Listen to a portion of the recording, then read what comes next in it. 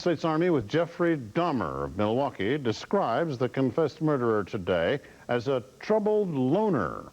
David Goss of Holland, Michigan recalls that Dahmer once predicted, "You'll hear about me someday."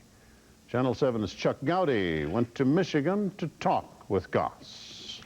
PFC Jeffrey Dahmer, smoking a cigarette and reclining on his bunk at a U.S. Army base in Germany, a few months before his discharge due to drinking problems.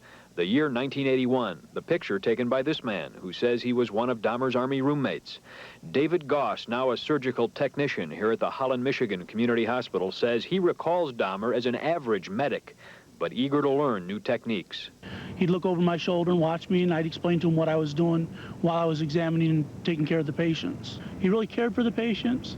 When he was working with me and working under me, he really tried to learn. Milwaukee police investigators suspect that the Army was where Dahmer learned to use these prescription drugs, which when mixed with alcohol will knock somebody out, a method he's admitted using on many of his 17 victims.